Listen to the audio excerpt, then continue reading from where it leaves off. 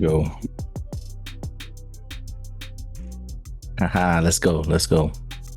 Hey, yo, what it is and what's good, y'all? Welcome back to 280 Plus, the social media podcast where I take the conversations off the timeline and go beyond the posts. I'm your host, Los Def, and I'm back here for episode 206 of the platform. 206. I'm glad to be back with y'all, man. If you're brand new to the channel, though, I need you to hit that subscribe button, hit that like button, hit that bell for notifications so you can keep up with the content. If you want to join the conversation, leave a comment below. You know what I mean? We could chat it up, bust it up a little bit. Kind of got some traction with some videos last week, you know what I mean?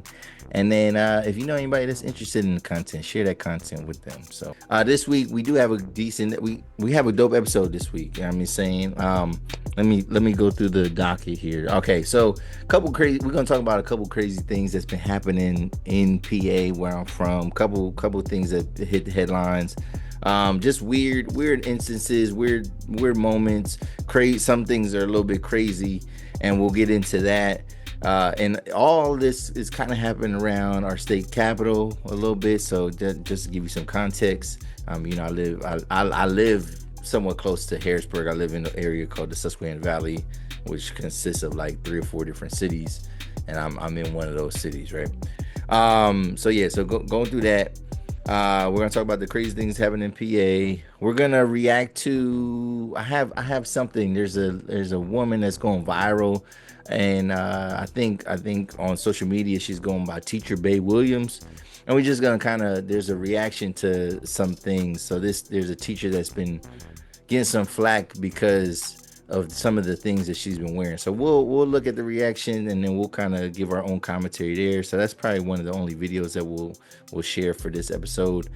We're gonna talk about unknown caller on the documentary on Netflix. We're gonna talk about that. That was a crazy doc.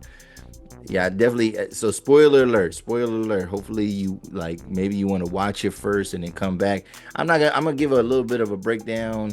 I don't know how deep we're gonna get into it because some of the content, some of the things that dealt with is a little bit, sensitive there. And then oh yeah, this is a fun one, fun topic. I can't wait. Y'all know I'm a Packers fan. So last week the Packers made one of the biggest moves they've ever made, and they brought in Micah Parsons. So Micah Parsons, and he's a lot of people are banking on him being the answer, being what the Packers need. We're gonna talk about the trade itself. We're gonna talk about the reaction. We're gonna talk about kind of what Micah is going to bring to the table, but then also, I want to talk about the criticism of the Cowboys and of Michael Parsons himself, and like, is this a good trade overall? We're going to evaluate that trade. And that's going to segue into talking about the gambler a little bit, just because I do see a parallel here, but I don't know. I think maybe we're a little too late for that. This parallel to come through. And then I have a full review on Madden 26. So for my gamers out there, if you into so this is definitely some sports related topics in this episode. But if you are a Madden head, this is I'm gonna give my review, just different aspects of the game, how I rate this Madden and what's good, the pros and the cons of this new Madden. And to be honest, there's not a lot of cons. There's a couple, but there's not a lot of cons. There's not a lot of bad things to say. And then we're gonna wrap this up, man. So yeah, so let's get into it. Let's get into it. So I told you, man, crazy things in PA, crazy things in PA. One of these things happened, both of these things happened over Labor Day weekend, but one of these things happened when I was in the location and I did not know that this was going down. I actually thought this was like a day before, the day after. So, yeah, man, in at Hershey Park, I talk about Hershey Park, I love Hershey Park. But did y'all see that the young boy that was walking on the monorail at Hershey Park? Right. So it was Saturday, August 30th. There was a boy that randomly started walking on the monorail track, right? So the monorail. The monorail is like it's a slow paced ride that it gives you basically a tour of wherever you're at. You know what I mean? So a tour of Hershey Park. And the thing is, though, be honest, the monorail doesn't even like I don't even think it covers the whole park anymore because Hershey Park has expanded and gotten bigger. It doesn't go by like the water rides or anything like that. I don't believe that there's any rail over there for that. And so it's slow paced ride. People don't really, old people get on it. Just maybe I don't know if I forget if it's air conditioned or not, but like I know that's something that like old people would ride the monorail, right? Just to kind of go around the park and just kind of take a look at what's going on. There's no stops or anything like that on it. But anyway, the monorail has not been operating all season. So all summer it's been down. And it's clearly closed. Like it says that it's closed. There's a barricade on the turnstile, so like you can't go into the line. They have a sign. It's blocked off. It's clear that it's closed. But then there's this little boy, and we don't have too much information on the little boy because he's a minor, so we don't know like exactly we don't know too many details. We don't know his name. I don't have specifically his age or anything like that. And definitely no comments on like his motive and why he was doing this. But so the boy must have like what he did was I guess you don't need to be in the turnstile to get onto the track. And the thing is I've never been that close to the track for me to know how to get on there. But he caused a lot of hysteria because they seen this kid literally walking on the monorail track, and I guess it's big enough to where he has enough clearance and enough balance. Like balance is not an issue. It's a big enough track for that. But when you see some kid that's up in the air, 15 to 20 feet, you're probably 20 feet. You're look 20 25 feet. You're looking and you're like, "Yo, what the heck is going on? Like, how did he get up there? Why is he up there?"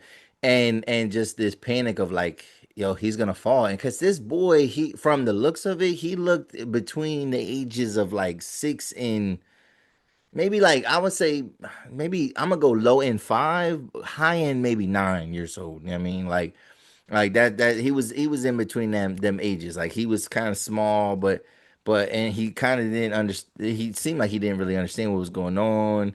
But luckily, somebody got onto a roof of one of the like a there's a concession stand or like they have a lot of places to eat, whatever. They got on top of that building and they were able to kind of get him off. So good thing nobody was injured. This went viral though. There was a lot of videos out there. Maybe we will share a video or not. But matter of fact, let me see. Let me see. Let's see if we could share a video real quick of this. Hold on one second here. All right, so yeah, we do have a video here. So it says the Hershey Park hero speaks out. So we're gonna see a little bit about somebody, he's gonna react to finding this little boy. So look, he's on top of the monorail. So look, like the track, if you could see, is big enough for you to walk on. There's enough surface area.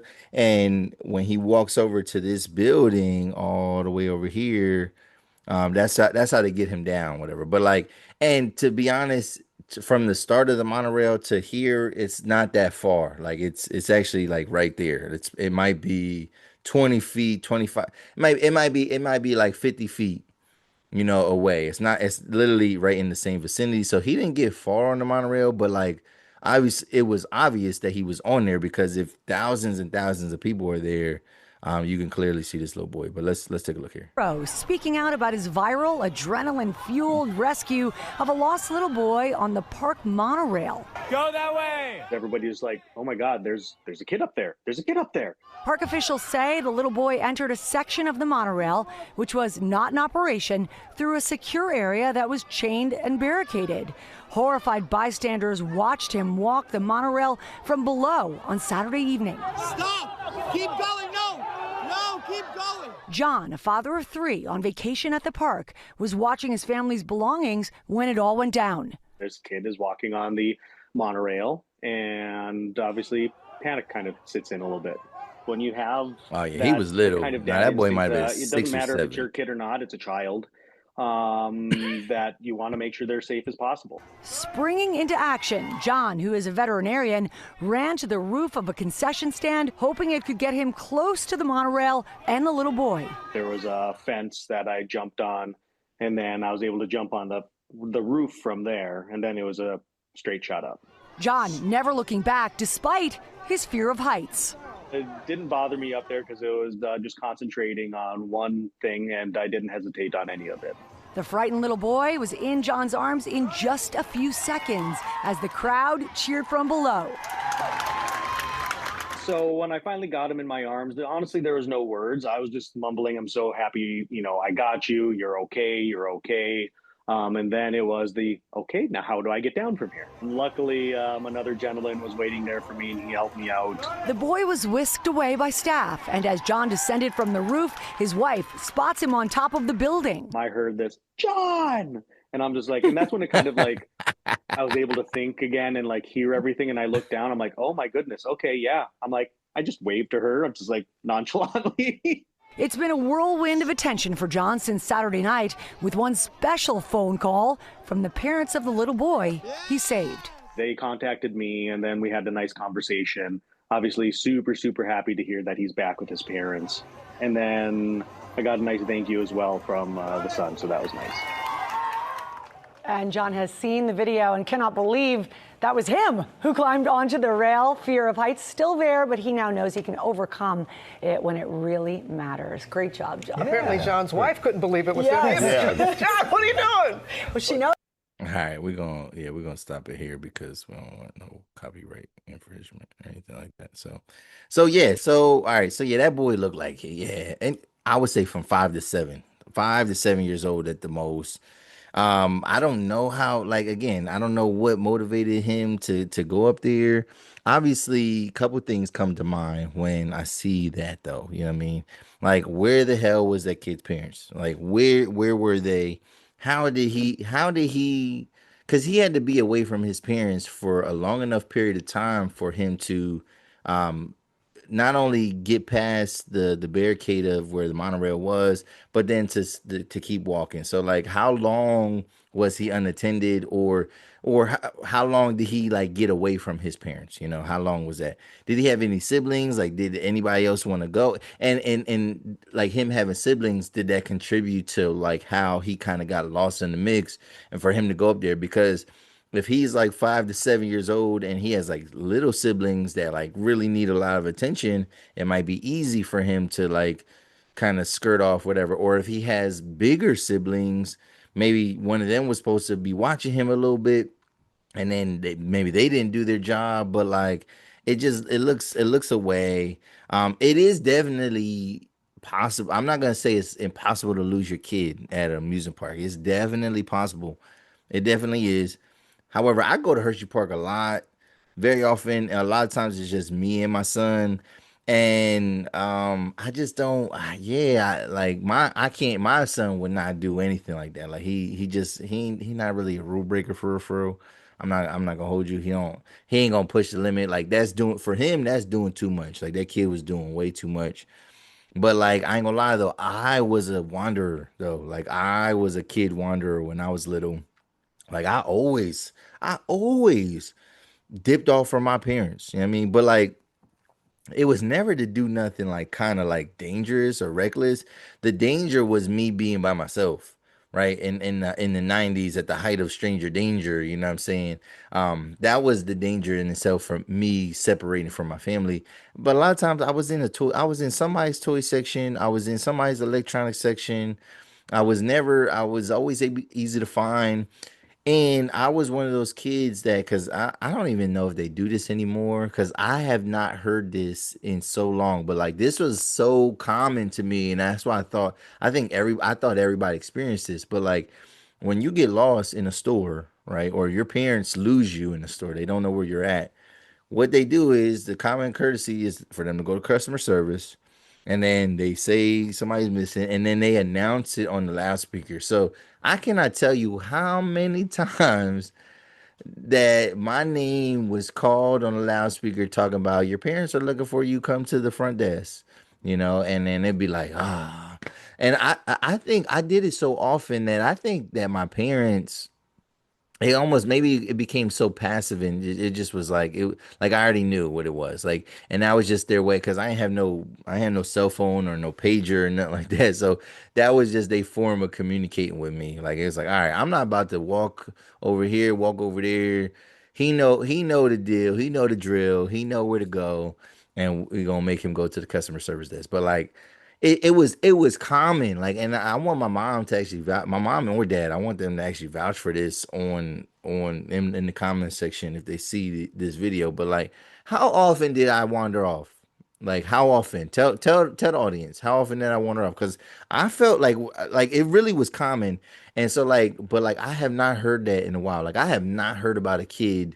I have not been in a Walmart in like I'm telling you, like 20 some years. Like I have not been in any store where they were announcing a kid is missing or a kid is lost, or their parents are trying to find them. So but yeah, it's that kid was wilding. That was dangerous though. What he pulled was a little bit dangerous, and you could clearly see that he just seemed a little bit like he was confused, and especially when a bunch of people were on the ground yelling at you, he probably like, oh shit, I'm about to get in trouble.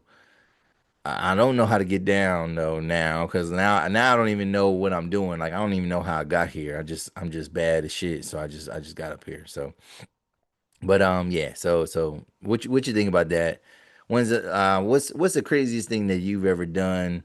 Um, I guess in lieu of your parents, but like, have you ever been in any situation? Have you ever put yourself in harm's way, similar to this kid, or have you ever been lost in a store to where you caused your parents to panic? Let me know in the comment section below.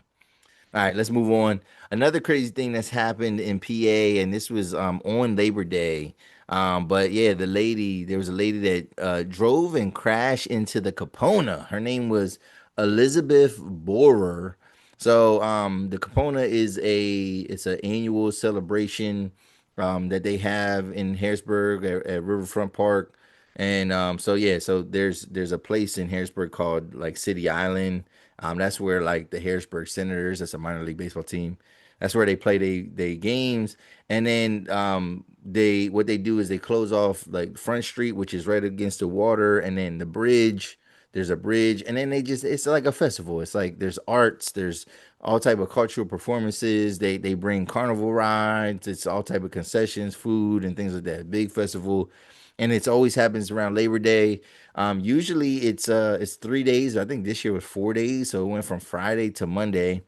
And on the very last day, right when the vendors were closing up and closing up shop, so like people are still there. It's like it doesn't just because it's over at 6 o'clock don't mean that everybody's gone.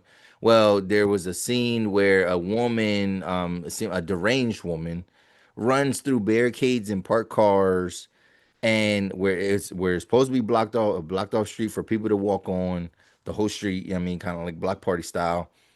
She rams her car through there, and she ends up injuring three people. Right, so one was a kid, and then two were adults. The adults are in stable condition. The kid did survive, but the person that they are in critical condition. The only thing is with this is like this is one of those senseless crimes, one of those senseless things that I don't know if we're not gonna get a real answer about it until like this woman goes to trial or anything like that. There's really no details as to her motive or her reason for doing this. She looks though when you see her picture, and I'm gonna put her picture up here and post. But when you see her picture, she do look like she was 37-year-old woman, so she my age. I mean, she ain't like an old woman, but 37-year-old Caucasian woman, and she her teeth wasn't the greatest, so she probably do use some type of substances, and she just looked a little thrown off. But like I don't know if it was like on some hate crime type stuff, like if she knew like, oh, there's a lot of black people that's down here, and was she on that type of time, or if like she was mad about something, mad at someone, or if she was under the influence and like it was like drug induced or alcohol induced, just craziness. But yeah, like the scene seemed chaotic. I seen a couple of different videos. We're not gonna show those videos because some of that stuff that's a little bit more graphic. Some of that material, but like the videos that I saw, it definitely people were in a panic. People were shocked. because yeah, it's like it's blocked off, and like it'd be one thing if somebody like accidentally rides down a blocked off street, whatever. Like you're not like she was going full speed, like she was, you know what I mean, and she hit her car, so it wasn't like it was just like an accidental thing. It wasn't there was an intent there. There was intent. We don't know what the motive and intent was, but there was intent there, and she was definitely trying to harm somebody, if not just harm herself. But yeah, we'll get some more details about that as that goes. We probably won't get a motive or anything until this goes to trial. But hopefully, this is not something that just like we forget about. But it just puts you in that kind of predicament, in that state of mind of like, what's safe to do. If every time there's some type of like big festival or large gathering of people, like, does everybody have to worry? Like, we people already have those kind of fears in mind, and like that doesn't do anything to kind of put people's minds at ease. It just kind of reinforces that, like, oh, you gotta watch out. You gotta watch out for crazy people. You gotta watch out for people being, doing dumb things. And that's kind of what we got here. So like we won't know exactly what drove her to do that, but it's definitely strange, and it's definitely shocking, and it's disturbing. So hopefully we figure that out, and that lady can get the help that she seems to desperately need. All right, let's switch it up. Let's move on to the next topic. All right, so all right, I don't know if y'all been seeing this type of stuff, and this actually in my household, it kind of caused like a little bit of a debate. But what's been going on, what I've been seeing on social media, it's been there's been some teachers. So teachers always scrutinize for sometimes they bring it upon themselves because they having like improper and immoral interactions with minors. So that's one thing. That's one way that you can like kind of mess up your standing as a teacher in the public image. But another thing is, I really do think that it's like social man, like teaching and social media don't mix. Like I don't even think, like, they'll have, even like, your kid's school, they'll have some type of like page on Instagram for this or that. And it's like, all this stuff, like, you can want to showcase stuff, but like, I think you could just put that, what this is what it is. The reason why, because they want people, the community to be involved. They want parents to see what's kind of going on in their schools in a positive way. But the thing is, most schools don't have the infrastructure and manpower to build a website and to put content on a website. So we do the easiest thing, and which is to use social media. But then social media just has, there's a lot of great things about social media, but like I just feel like it exposes too much. It exposes kids, I think, in too many ways. It exposes teachers, exposes the school in general. And especially too when you can't, maybe there's a moderator, but like it could be people commenting crazy things. You just can't control what people are going to do. It could get hacked, all that different type of stuff. So, but there's just a trend of like there's these teachers that get online, and I think it's unfortunate. It happens to be like black female teachers, but they get online for like the outfits that they wear. So there's this one teacher. She's going, at least on social media, by Teacher Bay Williams. So don't know what her real name is, but we're gonna watch kind of like somebody reacting to her outfit that she wore, because she is wearing something that was, some people might say, is for the club. All right, so let's take a look here, and you guys be the judge. You let me know, was she wilding with this outfit, or do people have bigger things to worry about? So let's take a look here. So Teacher Bay Williams ain't even teaching. That's what that's what the first thing says here. Teacher Bay Williams ain't even teaching.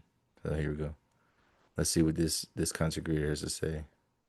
An aspiring IG model. You know how strippers be waiting for some man to come into the strip club and take them off the pole? She waiting on somebody to discover her on social media and get her about that classroom. I'm truly questioning if she's really a teacher. And if she is, I'm scared for y'all kids that she's teaching.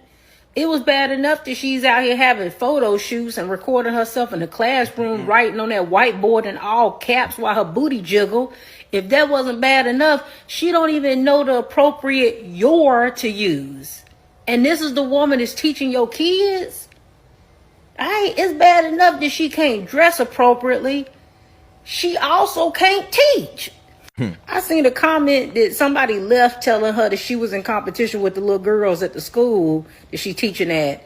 And this woman responded back and said that the girls at the school, Teacher Bay is an aspiring IG model. Okay, so let's go there. Uniforms. Well, clearly you need to be wearing uniforms because you don't know how to dress on your own. One thing I can't stand is a woman who plays stupid like she don't know what she doing, right? Or women who try to hide behind, well, I got a nice body. It don't matter what I wear. Actually, it does, because there's plenty of things that you can wear with a nice body that does not enhance said nice body, right?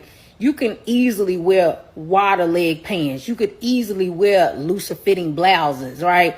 But the bodycon dresses, the pencil skirts, you know exactly what you're doing, right? And like I said, you filming most of your stuff from the back to show your butt definitely lets us know that you know exactly what you're doing. The uniforms. My baddie. So this is what she looks like, and I think people, we can comment and we can look at her outfit specifically. So you see here, she does have high heels on. I'm gonna say this. I just know from experience and observations, teachers are not wearing heels. Like teachers like to wear sneakers for real. Like teachers are not wearing heels in the classroom all day, especially if they're on their feet. Now I don't know what level this woman's teaching, but the way they're making it seem like these look like, yeah, these kids look kind of tall. So these could be tall middle school. This could be a tall middle schooler, or it could be a short high schooler. But we'll see. But let's analyze the outfit. Teacher Bay neighbor. So her body might, I mean, she's kind of slender. I'm not saying she ain't got no yams back there, but she definitely could be wearing something a little bit looser fitting that still looks elegant, still looks nice. You know what I mean? We see that she got she got some type of like extensions in her hair, which ain't nothing wrong with that, but like it's giving a certain look. Maybe a certain level of makeup here as we're analyzing. But look at the skirt. The skirt is like literally hugging her body. Hugging her body. Miss Williams. Pose. She's so pretty. Yeah, she's a pretty woman, but like at the same time, it's like, yeah, you worried about like you're letting students record you. That's always a red flag. That's always like a recipe for disaster. And yeah, you're kind of volunteering, you're being a part of it. The only time a teacher probably should be recorded is if it's like something school related. That's going to stay in the house.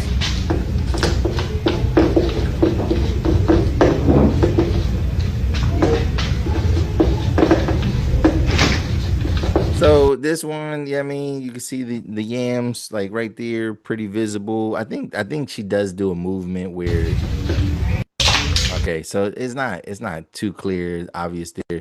I think there have been some a little bit more egregious examples of what we've seen there, and but and what the lady was saying is like, yeah, you know what you're doing, you know what you're wearing, but also too, I don't know who's doing the recording there, but like clearly you're trying to like you're recording with your back to the board, like with your back to the audience, to the students, so everybody could see, your assets. You know what I mean? Pun intended for sure. And I do think that there are bigger fish to fry. There are bigger problems that we have in public education and tend to maybe monitor and worry about some of these teachers. However, there also has been an influx over the last several years of female teachers having inappropriate interactions with students, and we'll keep it at that. Right? We'll keep it at. We won't get into details of what those inappropriate reactions are, but you can imagine what I'm talking about. And it's funny because it's kind of, I brought this up, in my household, and it's like, you know, the debate is like, well, aren't there bigger things to worry about? And that there are. And it's like, and then there's a stereotype that like, teachers that have inappropriate relations with students are like frumpy teachers that can't get men. And I'm like I'm just trying to explain, like, no, that's actually not what's been happening in the last couple of years. What we've been seeing in the last several years are like actually like attractive young women that are teaching high school, that are teaching young men, and they're getting cuffed and bagged by these men. You know what I mean? Like 15-year-olds cracking these teachers, 16-year-olds, 17-year-olds. These relationships, some of these relationships happening in the building, some of them happening after school, like on some weird type of time. But it's not the teacher that can't get a man, right? And that's where it's like a disconnect for people. So this is not that, but like I think what people are, the point people are making is that like when you dress a certain way, you are inviting attention. Like boys are already gonna have a crush on her, but like people, these kids see the internet, right? They see other people catching these cases, but like that's not necessarily stopping a hormonal teenage boy that wants his first piece and probably wants an experienced woman to kind of help him out through that they not like kids are kids, so like they would risk it all. They would do things to like get excited, and then obviously you're inviting that, and then you have the control as an adult, but then you're not like doing nothing. So there's that. I think we want to avoid any kind of inappropriate interactions, but also public education is just going through like a PR nightmare in so many ways because like they're getting hit from the political side of things, and politicians trying to get rid of things in education, and then there's a safety issue with schools when it comes to gun violence and things like that. So like there's all these different things, and everybody has an input, and everybody wants these like knee-jerk things to happen. So it's like at the very least, what we can do is we can present ourselves in a certain way, and we don't want to give, in general, if we think teaching is important, we don't want to give our teachers a bad reputation and a bad outlook to the public because they thinking that teachers are liable doing all these crazy things. So, what do you think? What do you think? Let me know in the comment section, and we'll dive deeper into that. So, all right, next topic. Okay, yeah, this is one of my favorite things. Talk about here. All right, so we're gonna do a recap. We're gonna talk about the new Netflix. We're gonna talk about the new Netflix documentary called and Unknown Caller. So this movie, this is a documentary film on Netflix, and it has to do with catfishing. So it has, and but it's from unknown caller. That's what they call this. And this was one of the weirdest and wildest documentaries I've seen recently. And I heard about it, and then I was like, "Oh, I gotta watch it. I gotta see it." Like I kind of once I seen the title and everything, I was like, "I gotta watch it."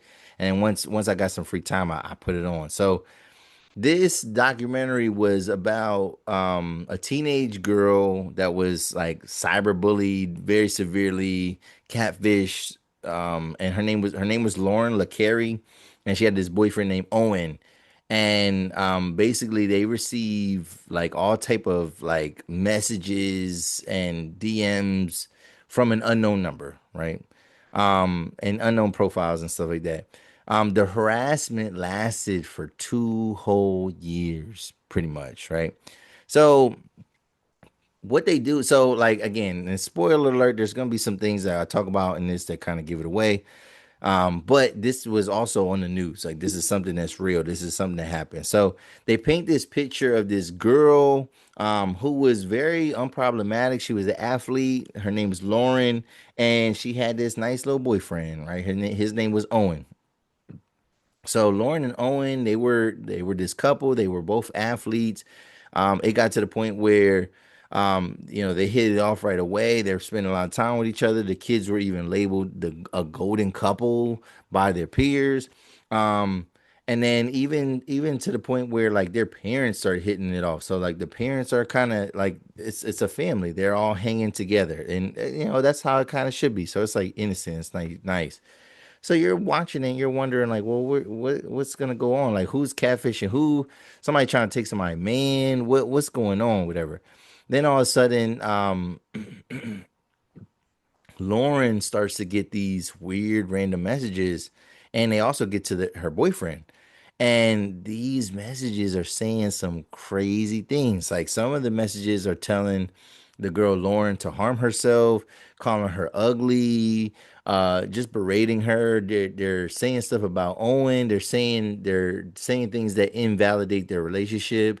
The messages are saying suggestive things of what Owen is doing with another girl, possibly like and they're talking about sexual acts and basically saying like he's gonna leave you because you don't give it up and you don't know how to do this, and it's like getting just real graphic and real nasty, whatever. So you're watching this documentary and you're like, damn, like who's gonna step in?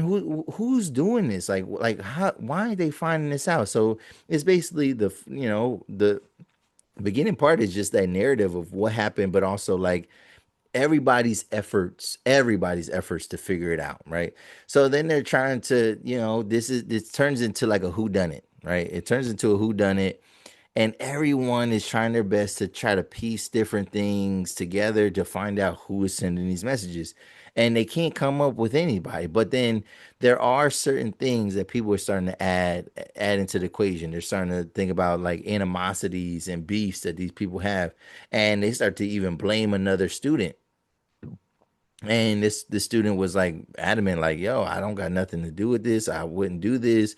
And they never could prove anything. They couldn't prove anything. They took the girl's phone. They couldn't find anything. So they're doing their due diligence. And it's just getting really frustrating. It's getting really frustrating. But then it's crazy because like one thing I'll give the documentary props is that they really hide the culprit. They do a good job of hiding the culprit. But one, I felt like this situation was spread out way too long. Like this could have been resolved a lot sooner. But yeah, they're kind of giving these people a chance. This is in Beale City, Michigan. So it's a small town, and like everybody goes to these schools. They said like it's a K through 12 school, I believe. Like everybody goes to this school, if you live in Beale City.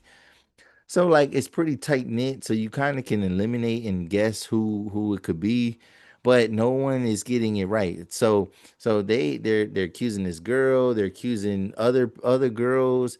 They even think they're accusing the girl Lauren. Like they thinking like, yo, could she be like writing these things herself, right? So they finally kind of hand it over. So this is the big spoiler. So they hand it over to an investigator that has a little bit more expertise with cyber security and cyber attacks and things like that. And finally, this is when you do your job, and then they start looking up IP addresses. So then they're looking at the IP addresses, and they're looking at it, and only one location keeps coming up. Only one location keeps coming up, and it's getting shocking. It's getting shocking. And then they go to the girl Lauren's house. So you're like thinking in your head, you're like, yo, what the fuck? Like really, this girl was like making this stuff up this whole time. No, she was not making this stuff up. Like, no, she wasn't making this stuff up. This stuff was happening to her.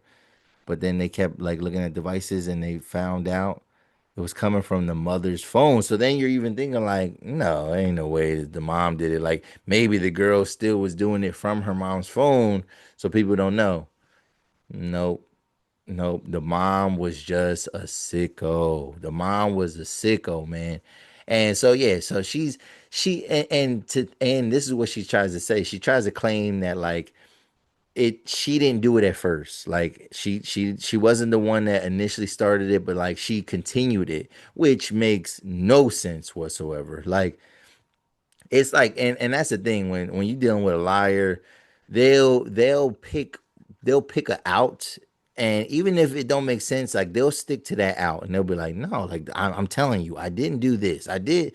like you're accusing me of this, but I only did this. Like if they ever admit to anything, they're gonna admit to like some dumb shit or whatever. And so for her to say that, for her to say like no, like oh, I knew it was going on, and they talking to the parents. Like in this documentary, they interviewing the parents, and they concerns. The parents is trying to help. The person was giving away clues. You know what I mean, like and making it. They're saying things so everybody can think it's somebody else, but the whole time it's the mom. It's her mom doing this stuff, right? So then they end up calling the father because this lady's getting charged with harassment because like it went too far. And they end up finding out that like this lady was like she, it seemed like there was some type of financial issues going on. So he comes home from work and we find out that this lady, like the reason why she was so like, 'cause she was like a helicopter parent where she was like involved in everything. She did this. She was on this committee. She was on that committee. She score kept for her daughter's volleyball team, and that was one of the clues where she tried to say like, oh, this person did this or whatever or basketball team. So she's does stuff like that. She's been doing this type of stuff.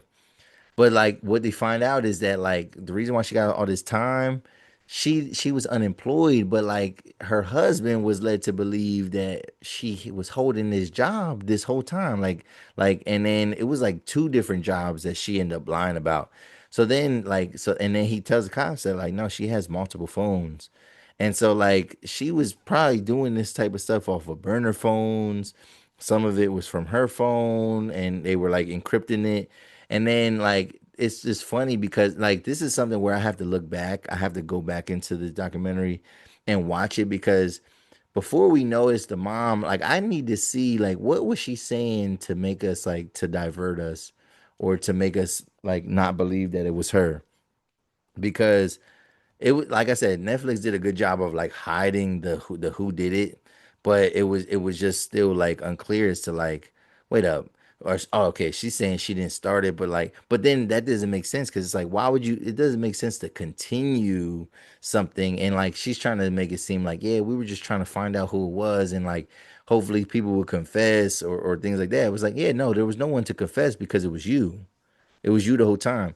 So then they get into this fact that like, yeah, she kind of had like a weird obsession with the boyfriend. And like she paid a lot of attention to him. So like one thing that they don't do on this documentary because everybody's involved, even the all the accused, the people that's guilty, everybody was in this documentary. Like, um, but the mom, um, people kind of assuming that like she kind of had like a crush on him or something like that. Like she was being like extra weird.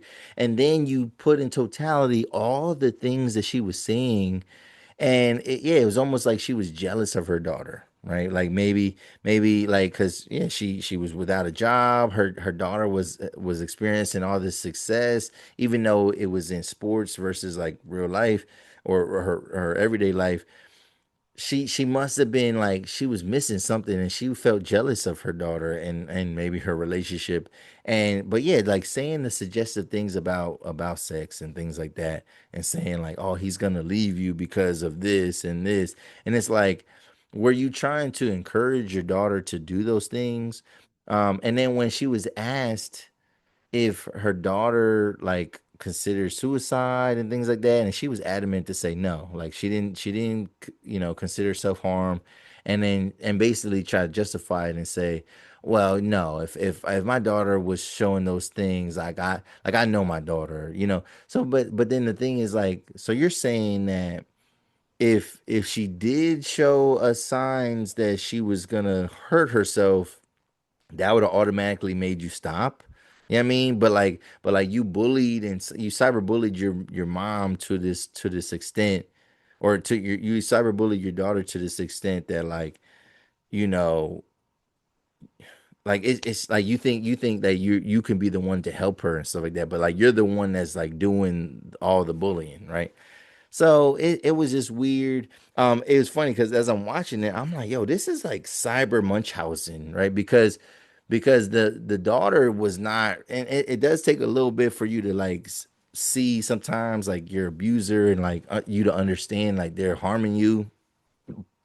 But you like the daughter didn't really have a reaction when her mom first kind of got booked and stuff like that. So like, or when she was just finding out what was going on. Now, granted, the way they showed it in the documentary, it didn't like the cops were not very clear as to like what the mom was being charged with, but you could still see like the daughter still wanted to have an interaction with her mom, even though she was just learning that her mom was the one for 2 whole years terrorizing her life.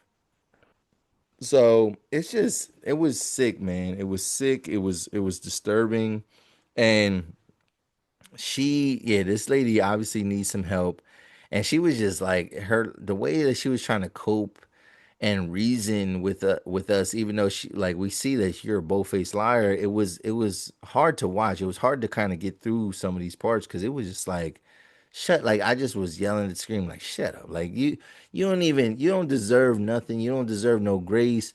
You don't deserve no understanding. And like we're at a point now where the daughter is not allowed to have contact with her mother. Now I think the daughter is still a minor, and so I think that can stop whatever. But like, yeah, cyber Munchausen to where like this woman was her daughter's tormentor, but then also was trying to be her daughter's hero and save her from this. And it's like, and the daughter just not knowing what to, not know, looking at her mom, even though now she knows that she's the attacker, the abuser, also looking at her mom for comfort because her mom the whole time was giving her comfort. But like all the stuff that she was saying about this girl, about her body, about things that she should do with her boyfriend, talking about her self-worth, telling her to harm herself. It was crazy. So like I'm surprised that the documentary didn't get it, like they didn't go on to like a PDF file a theory. Like they didn't get into anything like that. Um yeah, they didn't really touch that. Like they didn't really call the mom what she kind of was when she was kind of talking about that. And I'm kind of surprised. Um yeah, didn't really get into like the mental health aspect of the daughter and like what she was like, her recovery or like how she's had to like kind of bounce back. So it was a good documentary, but it was definitely, like I said, it was done well where they kind of hide it. They hide like what's kind of going on in it, so you don't so they don't give it away. So it's pretty clear that they're not trying to give it away. But like it's crazy because when they show her real mugshot, it's like I kind of remember that story. I kind of remember seeing something like that on social media, but like, so many crazy things happen that you just kind of like sometimes you do ignore stuff and you're just like, whatever.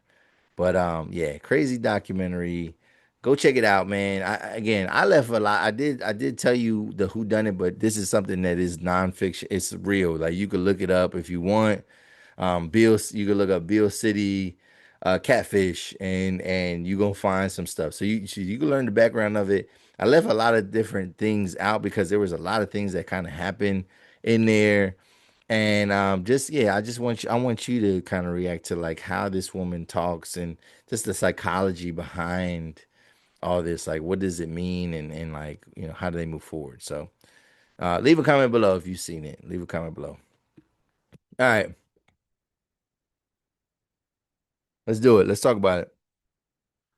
So last week, so yeah, we got two more topics, and then we got our big last topic, which is the Madden review. So, all right, man.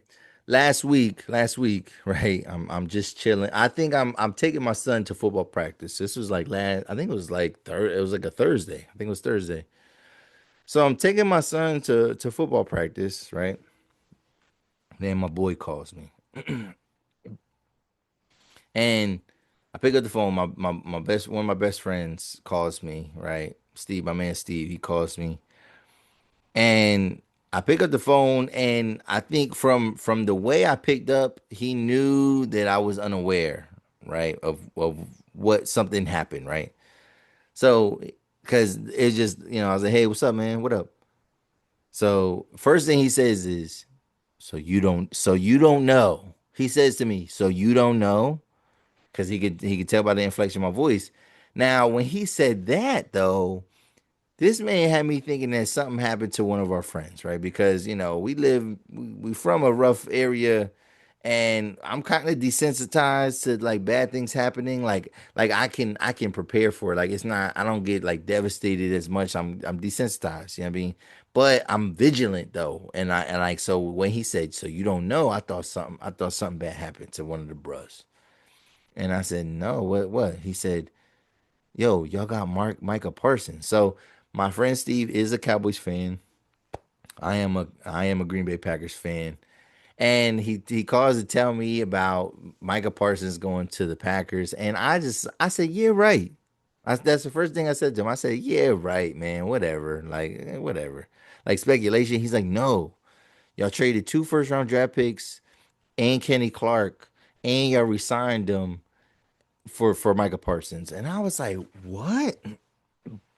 So shocking, shocking, shocking, shocking. I'm very shocked about this move because this is something that the Packers don't really do this too often, right? Like so there have been years that we have made some splashes and they always panned out. I remember the last splash, like where we acquired somebody. I guess getting Josh Jacobs was a splash for real. Like that was a surprise when we got Josh Jacobs 2 summers ago. That was well, I guess last summer when we got him going into this last season, I was shocked. I was just like, what? Like the Packers really made a trade to get Josh. Like they made a move to get a free agency move. Yeah. So free agency moves. Josh Jacobs. I remember when we got Julius Peppers, that was a big deal. When we got Charles Woodson, that was a big deal in Packerland, but it was like kind of like an afterthought because I think people thought that Charles Woodson was kind of done. He had already played like 8 years of his career, so they probably thinking like he's on the back end.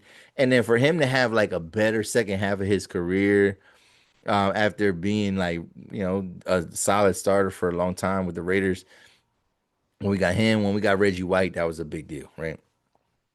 So, but like trades, I don't think I've seen too many trades that we've made. Now, in recent years, I guess we traded Devontae Adams, and we got some draft picks, right? So that was big. And then when we finally got rid of Aaron Rodgers, we got some draft picks.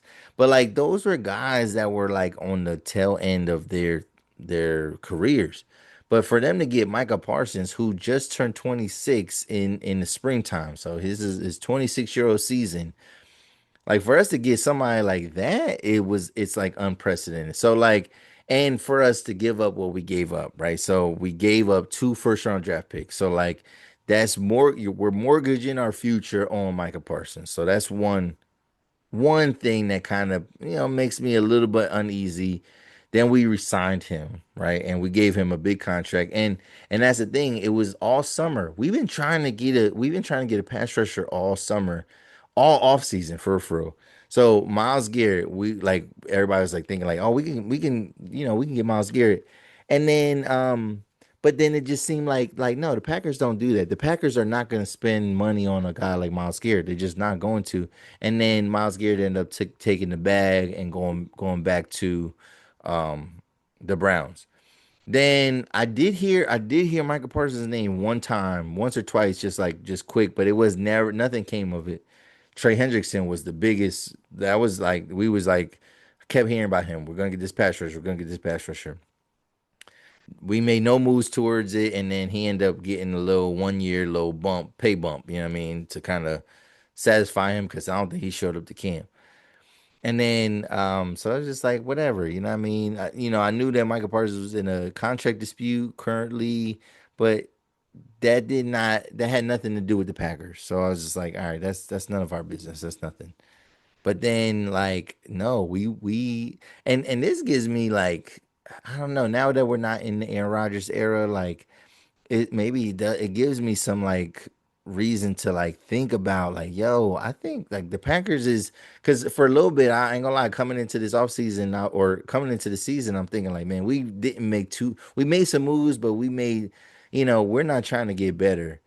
But this is a move that shows me that the Packers are all in, right? So no matter what happens, I cannot knock the front office for making a move like this. Like this is a this you make this move because you know that this player is going to do something for your team. It's going to re-energize your team. It's going to change like the makeup of your team. It's just going to add something to it.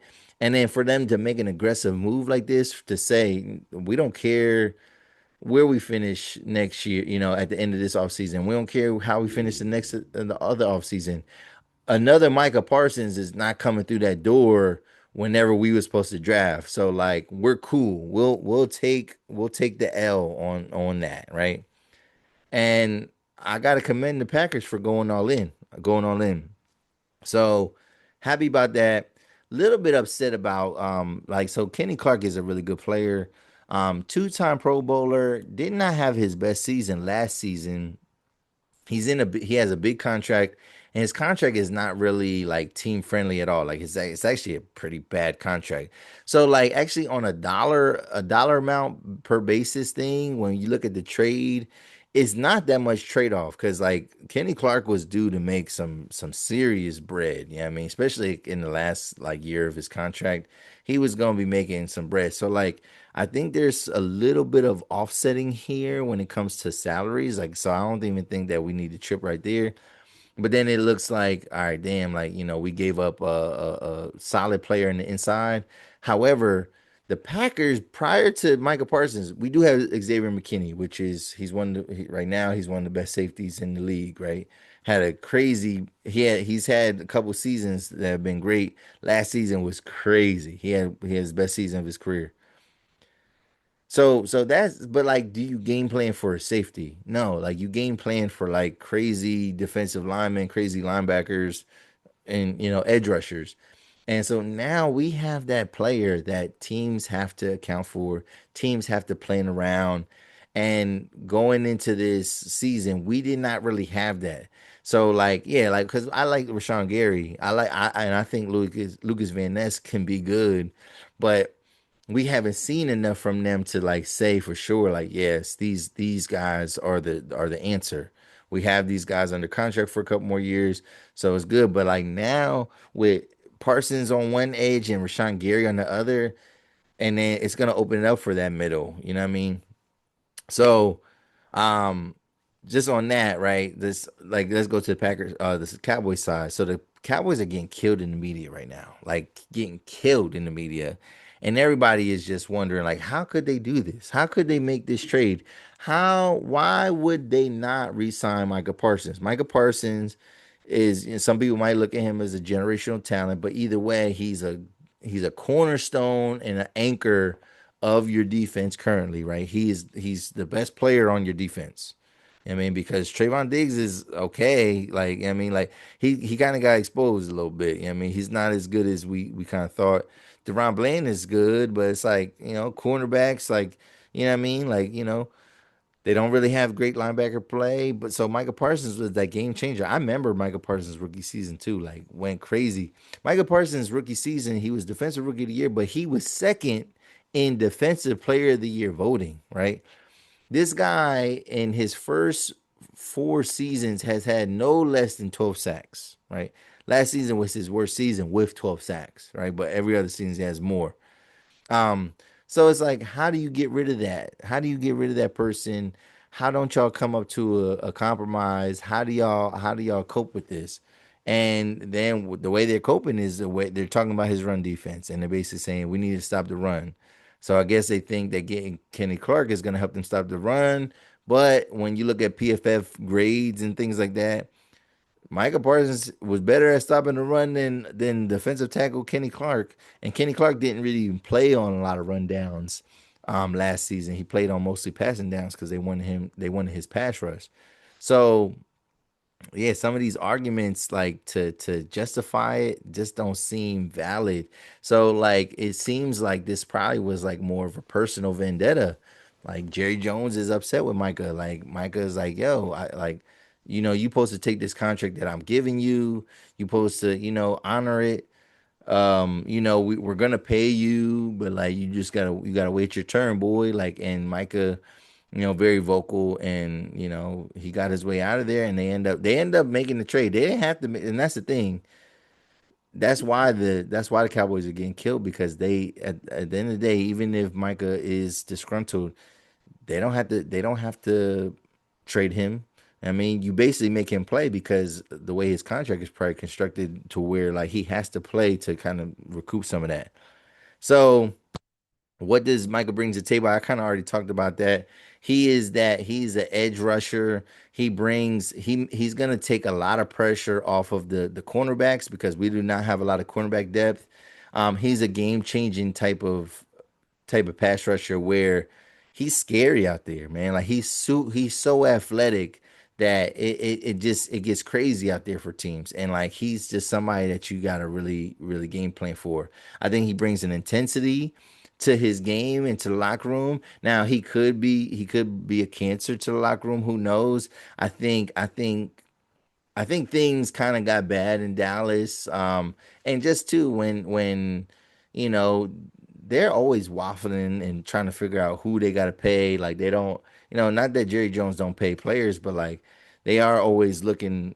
They don't pull the trigger at the right time on certain guys. Like they could have. I think there was a time when they were supposed to re-sign Dak before, and so where like these would be like the last years of his contract, but like they end up kind of, fucking around, and then, they pay him $60 million a year. So like, it looks away. It looks crazy. It's like, all right, man, is he even worth that? And then he didn't even play last year, he got hurt. Um, so yeah, so the criticism about Micah is that they're saying he can't stop the run. But like, again, I think some of that is overstated. They didn't even have any good linebackers. They run a 4-3 over there, and on a 4-3 scheme, the outside linebackers, like, they're kind of really the linebackers are more for run protection. The down linemen are supposed to get after the quarterback in a 4-3. So like now, if you had a 3-4, it's a little bit different. A 3-4, your front three guys, they're more run stoppers, and then you have your linebackers is like trying to get at the quarterback on the edge, and then maybe a little bit, and then middle, you'll have one guy that's like a pass rusher, one guy that's kind of stopping the run. But in a 4-3, most of those guys are you want them going after the quarterback. You'll rely on the second level to kind of help you out. So I think some of that stuff about his run defense is a little bit overstated, and I think it's kind of propaganda, and it's a coping thing. It's a coping thing. But still, with this topic, it's making me think of the Cowboys and the Gambler. So like, there's a Netflix documentary out right now called The Gambler. The Gambler, Jerry Jones and his Cowboys, and it's good. I seen the first episode, and this is basically the story of like how Dallas became America's team again under the ownership of Jerry Jones, right? So like how did they, so it talks about when he bought the team. It talks about all the moves that he made to kind of create the team that he wanted to create. And I think that like now that this is out, like, and one, I've heard some Cowboy fans say this, but the Cowboy faithful think that right now, like they're going through a similar thing. And like probably now with this Micah Parsons trade, they really think that. So the Cowboy faithful think that he's taking a page out of his old book, right? So getting rid of good talent and trying to use draft capital to rebuild the team. So these two first round draft picks, they could be great picks. It could be good for them. But if the Packers are good, which they should be good with Michael Parsons, like they shouldn't be any worse of a team without him or with him. They shouldn't be a worse team with him, barring injury, of course. Packers are likely going to have draft picks that are at the end of the draft. So, like, unless you're really bad, unless Dallas banks on being really bad the next 2 years, these extra picks are not gonna. Yeah, it would almost be that the Cowboys suck the next 2 years, so they have their own high pick, and then they have a pick on the back end both years, and then they can get creative with trading that pick. Trade, somebody might they could trade up, they could trade back, whatever it is, and get more picks. So like, there's a chance that like this could be like a long term play, but if we're in a win now league. The NFL is not about tank. Like you can't tank in the NFL for the most part. Like you have to field a good team, and everybody's in win now mode. So for him to get rid of a player like that, it's like, but if you're looking at the gambler and like how he got rid of Herschel Walker, how he got rid of the coach Tom Landry, and he used all these draft picks to get all these players, it's gonna make you think that like, oh, maybe he's up to something. But I don't know. I think this is not the same. It's not the same climate. It's not the same like in terms of like economic climate. Culture, it's not the same, and the NFL is not the same. Like you can't build your team in that same way. Free agency starts with like Reggie White in like the 90s when he went to the Packers. Like there prior to that, there was no free agency. So like um it's gonna be hard. It's gonna be hard to kind of justify this move. Most people just think that he's crazy and like they just made themselves weaker. I think Kenny Clark can be a good player for them. Is he somebody that's gonna fit? I mean, he's not he's a defensive tackle. They're not but he's a defensive tackle that's not Aaron Donald. So like or Cameron Hayward. So like or now Jalen Carter. So it's like he's not making like a lot of plays, but he's solid at what he does. But is it going to translate into wins? We'll see. We'll see. All right, last topic. What do you think though? What do you think about the Packers trading for Micah Parsons? Did you see it coming? Did you see the Gambler with about Jerry Jones? Did you see the documentary? What do you think about it? Are we going back in time and we kind of repeating the same formula? I don't know. Last topic. I want to get into Madden 26. So, um, Madden 26 has been so amazing so far. So Madden 26. So like I told y'all, and I don't even think I didn't publish it in my final episode, whatever. But I was talking about video games and how the last Madden I had was Madden 24. So I played way too many seasons of Madden 24 to where like I got to the end of it. So like I played Madden 24 so much that I skipped Madden 25. And I wasn't gonna play another Madden. I finished Hogwarts Legacy, so I needed a game. I'm kind of bored. I was like, damn, you know what I mean? So I'm like, all right, I'll try it. My son was kind of in my ear. So I was like, all right. But so Madden 26 is totally different than Madden 24. So I was trying to figure out if Madden 20, like this is what I want to know. I guess I skipped Madden 25.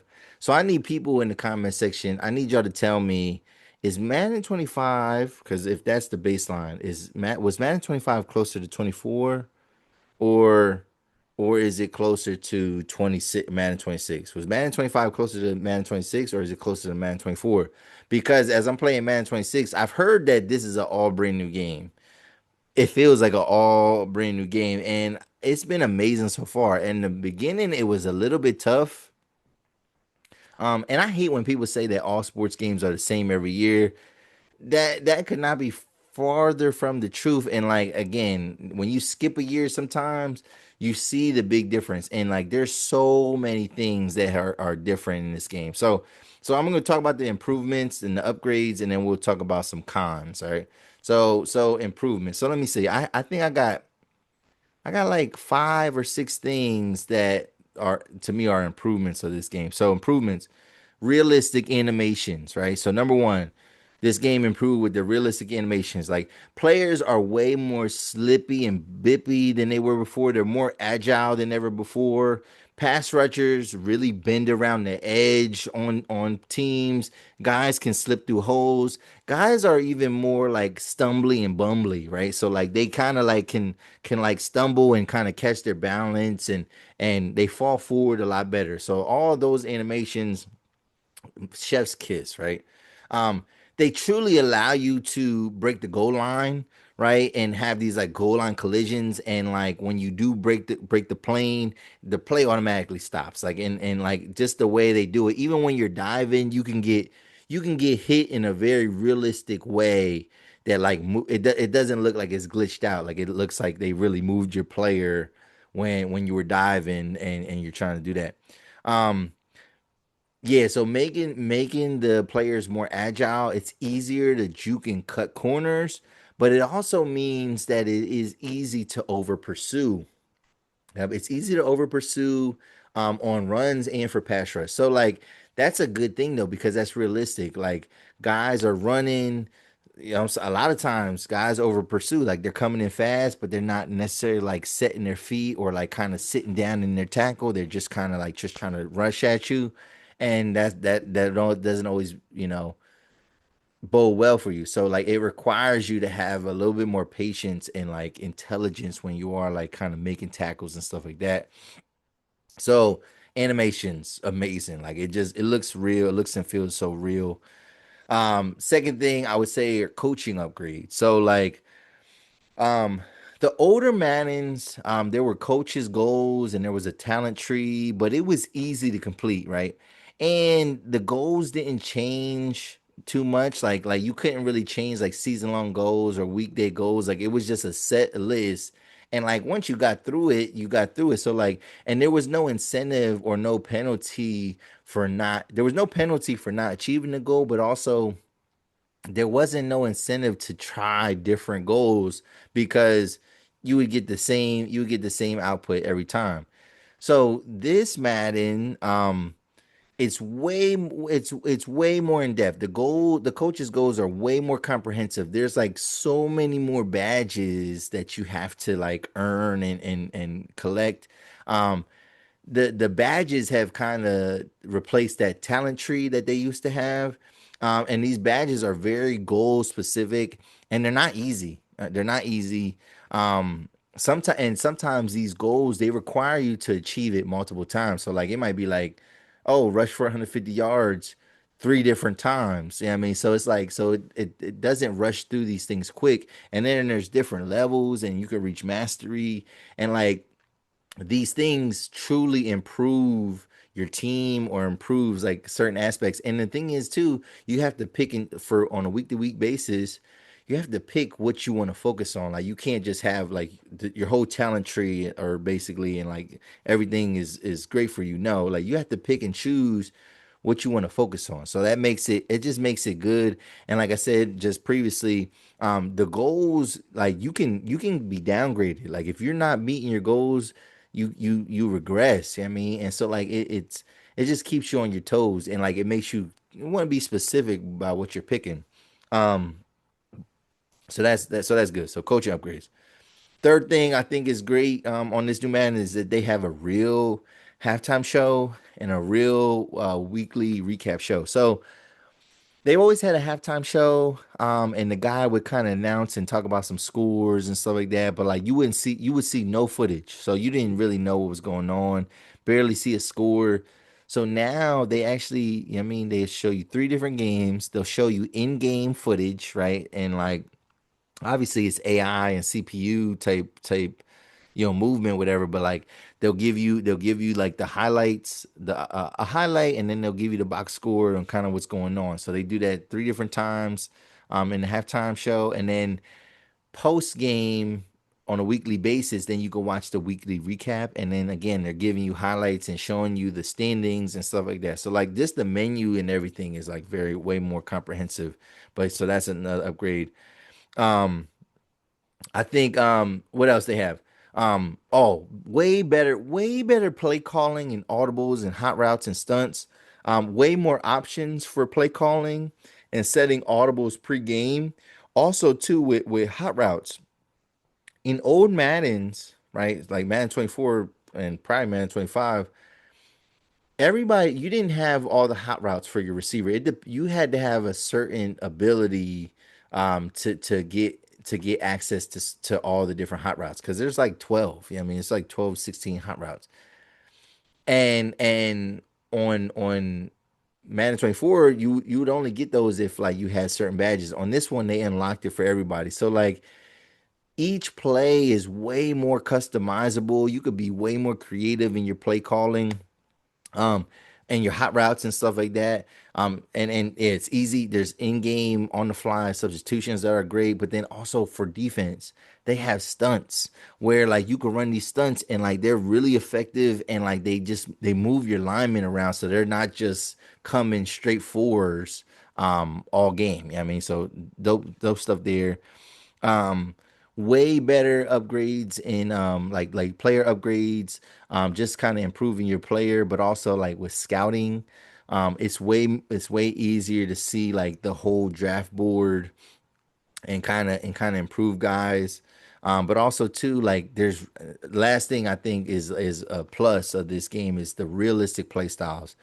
So like if you play the Ravens, bro, you better be prepared to stop that read option because and RPOs because like Lamar Jackson runs a lot. You know what I'm saying? Like and even when you're playing the computer, sometimes they don't be doing that, but like they run a lot. They play kind of close to how they play in real life. Eagles same way. The Eagles go for it on fourth down all the time, like almost all the time. And like they're just aggressive. They have a like a different level of aggression, and you have to be on your toes in Madden, or if you're not on your toes in Madden, like it's easy to lose. It's easy to lose. And I've lost a couple games, kind of on a I don't know on a low win streak right now, but like, nah, they be playing. The only thing, the only con I would say, like, cause like everything felt like an improvement, and like there's a lot of different styles to play, like different. New passing. There's a couple new passing styles. There's a new kicking style. You can keep some of that stuff classic, which I kind of do because I ain't got time for some of that. However, the only con that I've seen in so far is only in franchise mode is the slow loading in Madden franchise mode. So like it's just like little things take like 3, 4, 5 seconds, sometimes 6 seconds to load up. Like, and I'm talking about like if I'm just trying to see my player card, or I'm trying to like not like if I'm flipping through stats, but anytime I have to click on a player for some reason and look at the player card, everything like when I'm upgrading players and stuff like that, there's like a delay that makes it like a little bit inconvenient, and you're just like wondering like, yo, what's going on, why isn't it doing this, why isn't it doing that? But to me, that's really because I don't play with certain, like I don't play with the new passing style. So like that probably sucks. I did try it and it's hard. It just makes it hard. It's not that it's weak, it just makes it hard. Even the new kick style it's just more difficult. Like it's not better or worse, it's just difficult. So like I'll probably get around to adapting to some of those things. Like maybe the kicking, but like I ain't the passing, like I said, it is hard. So maybe for some people that is a con that they change the passing style, but you don't have to use that. I think you might when you start to play like online against people, you do have to like change certain settings to make it a little bit more default. But overall, man, it's a great game. I give it I just because I don't want to gas it too much. I'm giving it a 9 out of 10 for real. Easy. 9 out of 10. One of the best Madden releases I've ever owned. And then like I don't know, yeah, dope. I almost want to start my franchise over because we didn't have Micah Parsons when I first started playing. We didn't have Micah Parsons, so I'm thinking like, damn, do I start this over or do I just kind of rock out? But I like it, man. I like it. I recommend it for anybody that plays Madden. I wonder how it kind of compares to college football. I'm not gonna get college football. I'm gonna get 2K before I get college football or any other sports game. But I love it, man. I loved it. But what do you think? What do you think about Madden? Where do you rate it? How does this Madden stack up for you? I just think it just looks so real and feels so real as you're playing. But definitely a dope game. Definitely a dope episode though. We're coming to an end. We're about to wrap this up. Let's just recap. What did we talk about today? So yeah, we talked about Madden. That was the last thing we just talked about. We talked about Micah Parsons going to the Green Bay Packers from the Cowboys. Also mentioned stuff about Jerry Jones and his documentary called The Gambler. We talked about the Unknown Caller documentary, right? So Unknown Caller, crazy catfish documentary. Get into that. Watch that. We talked about Teacher Bay Williams. And then we talked about these crazy things in PA, including the kid that walked on Monorail and then the lady that ran her minivan into the Kipona, right? So wild stuff. But I'm glad to be here, back here with y'all for this week. Need y'all to tune in next week. Tune in every week. You can find me on YouTube. You can find me on Instagram. You can find me on Twitter. You can listen on Spotify, listen on Apple Podcasts. I'm everywhere. 280 plus 280+pod. 280+_pod. And you guys spell plus out. PLUS pod. That's where you can find me on socials. Again, if you're new to the channel, I need you to hit that like button, hit that subscribe button, hit that bell for notifications, leave a comment below, share the content. I love y'all, man, every week, yo. This your boy Lowe's Def. This episode 206, and I'm out, y'all. Peace.